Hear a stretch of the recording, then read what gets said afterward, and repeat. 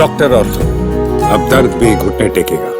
पड़ोसी मुल्क बांग्लादेश में हिंसा और राजनीतिक अस्थिरता लगातार गहराती जा रही है। एक के बाद एक हो रही वारदातों ने देश की कानून व्यवस्था पर गंभीर सवाल खड़े कर दिए हैं। बीते सप्ताह एक राजनीतिक नेता की हत्या के बाद हालात अभी संभले भी नहीं थे कि सोमवार को एक और बड़े नेता पर जानलेवा हमला कर दिया गया। सोमवार सुबह बांग्लादेश की नेशनल सिटीजन पार्टी के नेता मोताबिल शिकद्दर को गोली मार दी गई। मोतालिब शिकद्दर एनसीपी की खुलना डिवीजन के सेंट्रल ऑर्गेनाइजर हैं। यह हमला सुबह करीब 11:45 पर हुआ, जब अज्ञात हमलावरों ने उन पर अचानक फायरिंग कर दी।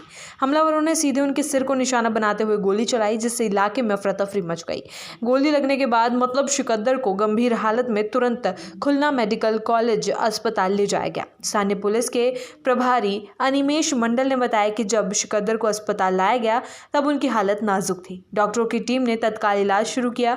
बांग्लादेश के प्रमुख अखबार डेली स्टार ने अस्पताल सूत्रों के हवाले से बताया कि हमलावरों का इरादा मोतालिब शिकद्दर को जान से मारने का था। हालांकि वो इस हमले में बाल बाल बच गए। गोली उनके कान को छूते हुए बाहर निकल गई।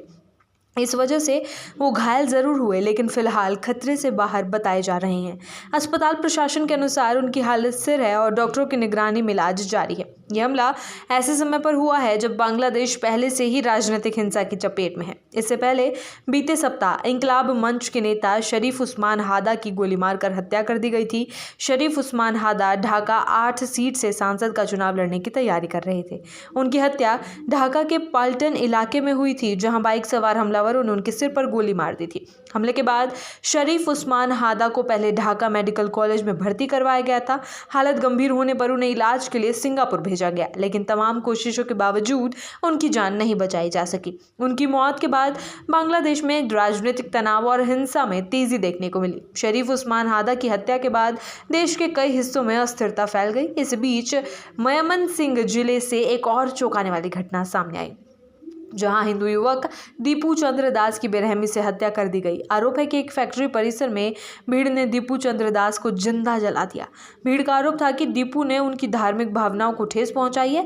इस घटना ने बांग्लादेश में अल्पसंख्यकों की सुरक्षा को लेकर गंभीर चिंता पैदा कर दी है। भारत ने भी इस मामले पर कड़ी प्रतिक्रिया दी है और बांग्लादेश सरकार से हिंदू अल्पसंख्यकों की सुरक्षा सुनिश्चित करने की मांग की है। भारत ने साफ तौर पर कहा है कि ऐसी घटनाएं क्षेत्रीय स्थिरता के लिए भी खतरा है। वहीं बांग्लादेश पुलिस ने इस घटना पर सफाई देते हुए कहा कि उन्हें दीपू चंद्र दास के साथ हुई हिंसा की जानकारी देर से मिली।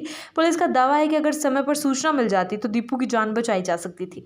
पुलिस की इस दलील पर भी सवाल उठ रहे हैं, क्योंकि घटनास्थल पर भीड़ लंबे समय तक मौजूद रही। बांग्लादेश में मौजूदा हालत को लेकर राजनीतिक विश्लेषक 2024 में हुए सत्ता परिवर्तन को अहम मान रहे हैं। शेख हसीना की सत्ता से विदाई के बाद से ही देश में राजनीतिक संतुलन बिगड़ा हुआ है। इसके बाद मोहम्मद यूनुस के नेतृत्व में बनी सरकार को कट्टरपंथी तत्वों का समर्थन मिलने की बात कही जा रही है। उसी समय से बांग्लादेश में हिंसा, राजनीतिक हत्याएं और अल्पसंख्यकों पर हमलों की घटनाएं लगातार सामने आ रही हैं। राजनीतिक नेताओं पर हमले, धार्मिक आधार पर हिंसा और कानून व्यवस्था की कमजोर स्थिति ने बांग्लादेश की आंतरिक सुरक्षा को लेकर गंभीर सवाल खड़े कर दिए हैं। हालिया घटनाओं ने यह साफ कर दिया है कि देश एक बार फिर अस्थिरता के दौर से गुजर रहा है, जहां राजनीतिक मतभेद और कट्टरता खुलकर हिंसा का रूप ले रही है।